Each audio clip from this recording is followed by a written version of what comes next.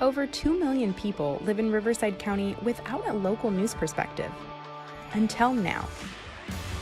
Spirit of Innovation, bringing you the need to know and good to know local regional county news, creating community and inspiration for business and residents.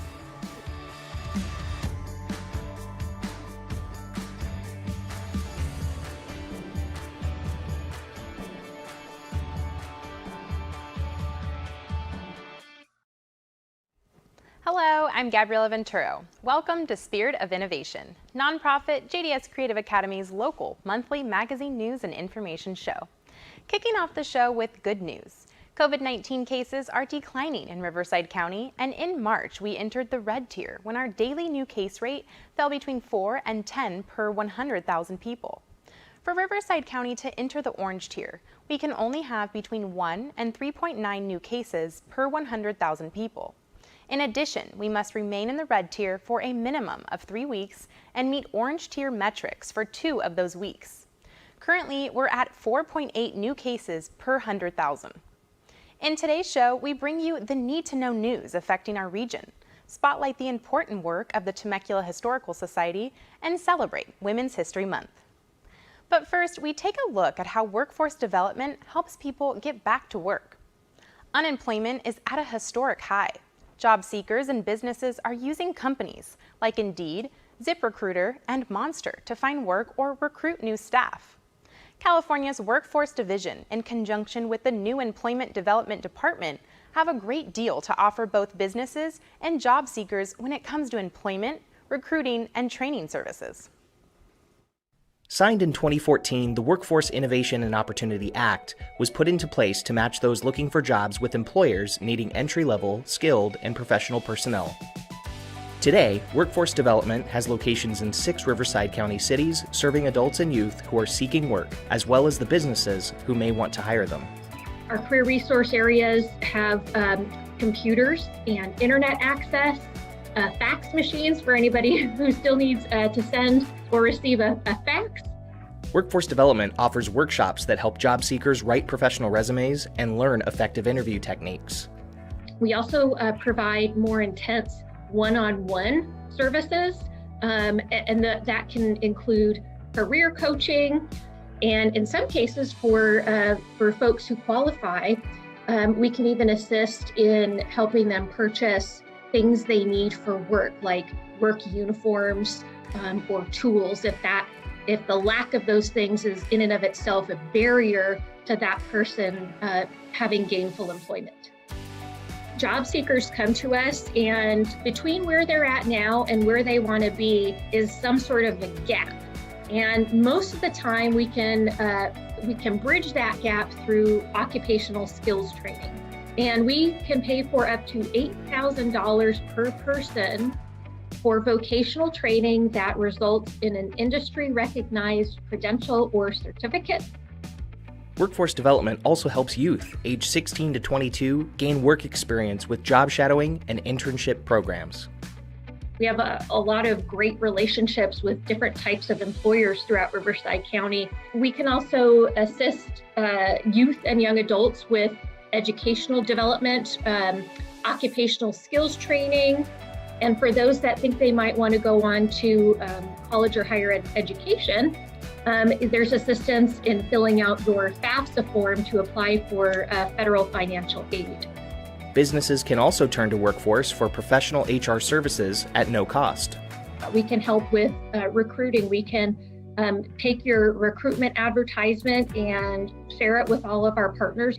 And moreover, with our large database of individuals seeking jobs, we can also hold hiring fairs, job fairs. We can assist in screening applicants so that only those that meet the employer's criteria make it to the hiring manager. One of the most valuable workforce resources for job seekers and businesses alike is the On-the-Job Training Program. On-the-Job Training is a fantastic program and an unintentionally well-kept secret. When a business hires on a new employee and the business and the new employee meet the program requirements, we at Workforce Development can reimburse the business for up to 50% of the new employees' wages for about the first 480 hours of work. Sometimes, even the perfect candidate needs to learn new skills. When JDS Creative Academy was hiring, the job training program provided exactly what was needed. So when AB5 hit, as an independent contractor, that really put a kibosh on quite a few things. Businesses didn't understand how it worked. Nobody wanted to touch it. And so I had to kind of redirect everything. I knew Christine would be a great fit for our company, but she was more of a marketing writer, and I needed more of a technical writer. So during her first 90 days, we were able to train her to be able to be more in line with the grant writer that we needed, and workforce development helped us with paying for 50% of her first 90 days of employment. It was just a wonderful blessing all the way around for me, for JDS Creative Academy. It was awesome. 58,000 jobs were lost in Riverside County due to the pandemic. But with the assistance of workforce development and the programs they offer, we're beginning to see a light at the end of the COVID tunnel. I feel so lucky to be paid to help people. And the work we do at workforce development is really amazing. We literally transform people's lives. Whether you are an individual looking for work or have a Riverside County business that needs staff and/or training for your staff, be sure to call Workforce Development for support. Now for more news you need to know. As of today, almost 865,000 vaccine doses have been administered to Riverside County residents. As reported at the top of the show, Riverside County is in the red tier, allowing for more businesses to open. This means retail stores and shopping malls may increase capacity to 50%. Restaurants and movie theaters can now bring customers indoors up to 25% capacity or 100 people, whichever is less. Museums, zoos, and aquariums may also return to indoor operations up to 25% capacity. Gyms and fitness centers can have clients come inside up to 10% capacity. And with the recent change in guidelines, wineries, breweries, and distilleries that do not serve meals can reopen outdoors. Previously, those establishments were required to provide food if serving alcohol. Last week, many people received stimulus money from the federal government. If you are expecting to receive a payment but don't see it in your bank account, you can go to the IRS website and click on Get My Payment to check the status. If you're still waiting on last year's stimulus payments or didn't receive the full amount, you may qualify for the Recover Rebate credit. You will need to file a 2020 tax return to claim that credit, even if you don't normally file. There's good news regarding unemployment benefits as well. If you're already on unemployment, your benefits, including the additional weekly $300 supplemental payments, will be extended until September 6th. And the first $10,200 of unemployment money received in 2020 will be tax-free. Now, speaking of taxes, the filing due date for 2020 taxes has been extended to May 17th for federal and October 15th for state. But if you owe, those payments are still due April 15th. If you're struggling to pay rent, United Lift Rental Assistance has your back. To be eligible, you must be renting in Riverside County and earn 80% or lower of your area's median income. You also need to document loss of income due to COVID-19. The program runs until December 31st or when funds run out. Go to unitedlift.org to fill out an application. We also have a link on our website. Every town has a history, but when it's not properly preserved, this history can be lost forever. Fortunately, the Temecula Valley Historical Society works hard to ensure that the stories of the Temecula Valley and the surrounding region's rich historical past will be available far into the future. Temecula's Old Town embraces its pioneer-era past with boarded sidewalks and Old West-themed storefronts. But that's not all. Look a little closer and you'll see that the historic buildings sport informational plaques and markers put in place by the Temecula Valley Historical Society. The Temecula Valley Historical Society was founded in 2000. It was part of Temecula's general plan, and our mission is to identify, preserve, and promote the historical legacy of the Temecula Valley and to educate the community about that legacy. Why is it important for cities to retain their history? For me, the history really grounds us and helps us feel a sense of belonging to our community. Also produces some introspection on our part of what we want to leave to those behind us. There aren't very many cities in Southern California that have the same kind of historical legacy that Temecula does, and that really brings a great ambiance. The Historical Society's first project focused on preserving the tomb of Louis Wolff, an influential entrepreneur and landowner in the mid to late 1800s. And that was important because it is such a marker. Now it's kind of fenced off, it's in the middle of a neighborhood. A group of passionate Historical Society members regularly portray actual notable men and women from Temecula's history, complete with costumes and personal stories. The notable men and women, we're very proud of them and grateful for those who do that. They represent historical folks of Temecula, and they do a performance as that character. They have done a lot of those on Zoom this year. They are recorded and they can now be accessed, and they can be invited out to your group. We have projects that members have worked on. There is the Highway 395 project, which has funded markers all along that old highway. We also fund scholarships in the Valley for students who are interested in history. This year we have committed $8,000 to college scholarships. We also have a DVD that is done by Malcolm Barnett, who has passed away, but is a descendant of one of the Temecula pioneers. And so over the years, we've been able to preserve those reminiscences, the memories, the history, and put it all together. Is there a building or area that wasn't preserved in the past and you wish it had been? We call that our disappointments. And the most recent one was Butterfield Square, which was down at the south end of Old Town. And although we weren't able to preserve it, they allowed us to go in and remove historical fixtures and items that could then be repurposed or be reintroduced into the new development. If it wasn't for those dedicated to history preservation, other parts of Temecula's storied past would have also suffered the fate of the wrecking ball. This is what almost happened to Vail headquarters before the Historical Society was in place. Here, among the meticulously restored buildings, you'll find Louis Wolff's store, the oldest existing structure in Temecula Valley, and the home where he lived with his wife Ramona. You can also walk on an original section of the Butterfield Stagecoach Trail. In 1905, Walter Vail built his ranch headquarters here, but after the land was sold in the 1960s, all the buildings fell into disrepair. So we saw an article in the newspaper, a letter to the editor that said the building should be torn down. When my husband, Daryl, and I read that letter to the editor, we decided we had to respond immediately. If all these buildings were torn down, then all this history would be lost. The farm box joined forces with other concerned citizens, and after a lawsuit, the property was saved.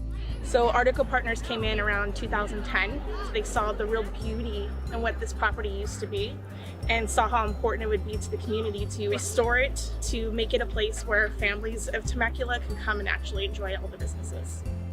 Vail Ranch is also home to the Historical Society's antique store and Little Temecula History Center, which features unique historical artifacts, including a stagecoach. By refurbishing the stagecoach down at Vail Ranch headquarters, in addition to our train, our kiddie train that we run, we'll have a stagecoach that kids can get on and ride around and enjoy that feeling of being part of Temecula history. There is a lot of Temecula history to enjoy, and thanks to the Temecula Historical Society, none of it will be forgotten. The Historical Society offers monthly presentations for the public to enjoy. Go to our website for more information about how you can attend. We also have a link to a video tour that takes a deeper look into Vail Ranch headquarters and its history. Public House is a Temecula favorite. Here's SOI Update training crew member Sergio Moscoso sharing some insight on one of their most popular entrees. Hi, my name is Sergio, and welcome to my food review corner. I like to review food from local restaurants. Today we're going to pick up a burger from Public House. Let's dive right on in.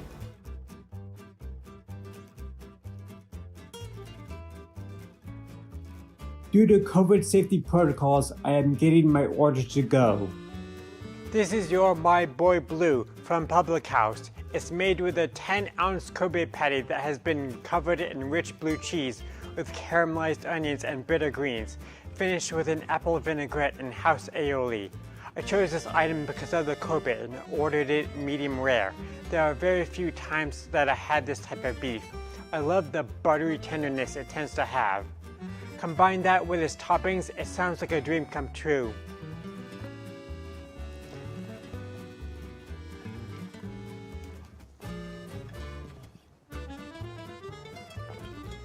The first thing when you bite into it is that cheese really hits you. It is such a punch to the taste buds. That bun accompanied with it is so soft. The blue cheese is a great addition to this burger. Even though it got this to go, it didn't affect the quality at all. I encourage you to stop by Public House and give Your My Boy Blue a try. See if you agree with me. See you all next time on Sergio's Food Review Corner. Thanks, Sergio, for that food review. Next time, maybe you can share some with me. Now it's time for Good to Know, where we cover some of the great happenings in our community. Temecula is home to MilliporeSigma, a global provider in life science, working to solve the toughest problems by collaborating with the global scientific community. They have one of the broadest portfolios in the industry with over 300,000 different products. Their Temecula location specializes in antibodies, research reagents, and in vitro diagnostic kits. Early this year, they were entrusted by the U.S. government to provide supplies and production of COVID-19 vaccines. Their 20-year track record of making products for mRNA-based technologies is definitely paying off as the business is working directly with the federal government and the Biomedical Advanced Research Authority. Matt Hyatt, head of Southern California operations at MilliporeSigma, tells us more. How has the COVID-19 pandemic changed business for MilliporeSigma? Before the pandemic, in 2015, our parent company made an acquisition of another life science leader called Sigma Aldrich. And since then, we have just demonstrated above market growth, year after year. What else does MilliporeSigma do in addition to supplying raw materials to develop potential COVID-19 treatments and helping fight the pandemic? Very happy and proud to kind of, know that our company is providing critical products to, organizations that are working on more than 50 COVID-19 vaccine candidates, more than 35 diagnostic products for COVID, and then, more than 20 antibody, plasma, and antiviral products as well. Now, is there anything that you'd like to tell our viewers, maybe someone from the outside looking in who doesn't know as much about antibodies and all of this stuff going on that you'd like to share? We're just in a fascinating time right now, and science is exploding, and just discovery is exponential. And I'm very proud of our company, and I'm proud to be here in Temecula, help supporting the cause as well, especially for COVID. Yeah, so very exciting times if you're in our industry for sure. It is incredible to hear about all the work behind the scenes in the effort to keep us safe. Who would have guessed that a business here in Temecula was so involved in fighting the global pandemic? In more Good to Know news, the Inland Empire Community Foundation, IECF, has been assisting college-bound students since 1941. The foundation awarded over $4 million in scholarships and educational support last year. The mission behind these grants is to recognize student achievement and make continued education less of a financial burden. There are 3 scholarship opportunities with a deadline of April 2nd, still available for high school seniors from Riverside and surrounding communities. Outstanding students pursuing an engineering career are encouraged to apply. You can learn more on our website. Nathan Iverson and Estella Rubio, both of Riverside, have been named Inland Empire's Big Brother and Big Sister of the Year for 2021. This honor is given to those bigs who go above and beyond in their dedication to serve the youth. According to Nathan, mentorship is two-way. Anderson has mentored me in how to love his neighborhood. He has taught me how to listen. He has led me in empathy. At 12 years old, he began saying, "Enough about me, how about you?" Estella had this to say, "I know firsthand that mentorship is not only beneficial for the mentee, it also has made me a better coworker, a friend, sister, daughter, and mother. I knew that I may not be able to conquer the world, but as a big sister, I could change the world of a little girl." Congratulations to Nathan, Estella, and the Big Brothers and Sisters organization. What a great way to give back to the community. Another way to give back is by donating blood. On April 29th, Livestream Blood Bank's mobile unit will be here at JDS Studios as we host another blood drive. All blood types are needed, and remember, local patients count on blood donors and need you. In appreciation, every donor will receive a baseball cap. More details on our website. Digifest Temecula 2021 is also happening in April at JDS Studios. Here is what festival attendees can expect. Digifest 2021, April 16th, 17th, and 18th. Enjoy screenings, entertainment, awards, and an exciting lineup of guest speakers. Actor and producer G. Anthony Joseph. Digital illustrator Hayden Evans. Director and producer Ashley Eakin. Pro athlete for the New York Mets and digital artist Tommy Wilson. And Amazon Prime Video's top social media marketer Aaron LaRosa. Get your virtual event tickets at digifesttemecula.org. Digifest really is a lot of fun. Tickets are on sale now, and we all hope to see you there. March is Developmental Disabilities Month, and April 2nd is National Autism Awareness Day. Our JDS family honors the accomplishments of those with these challenges year-round. March is also Women's History Month. Our pre-apprentice, Erin Perris, is here with more. Thanks, Gabby.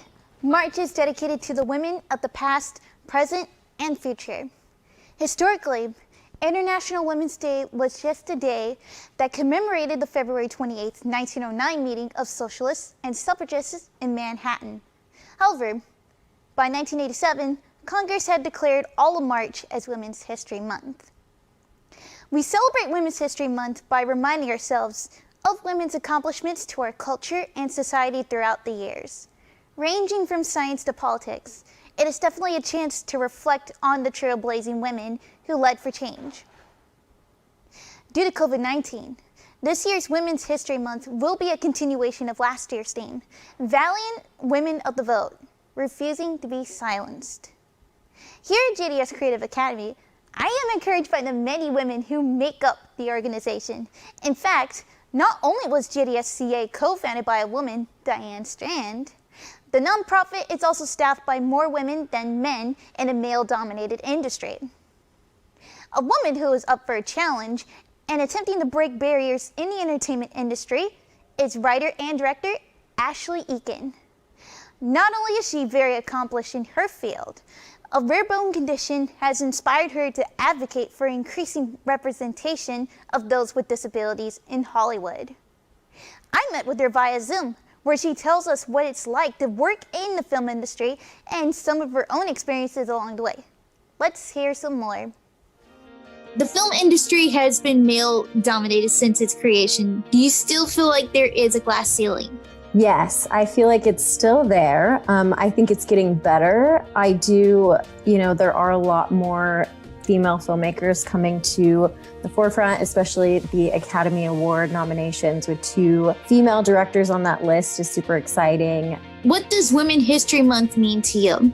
I think Women History Month is amazing because there's so many incredible women. It's really cool to see all the women who are doing amazing things, and it makes you believe that you can do anything. Growing up, I was like, 2 things held me back from pursuing filmmaking was that I was a woman, and then second was because I have a disability. And I thought, I've never seen people like me directing and kind of leading the troops. So it's amazing to see these other women and rise up and support other women. Yeah, it really is. Like it's definitely changed my life too. Like, I've been diagnosed. At first, I was mild to severely autistic, which people doubted me too. But then, of course, my parents supporting me, and most of the things that I've done are pretty much self-taught. And I'm hoping that someday I can be a character designer and a costume designer too.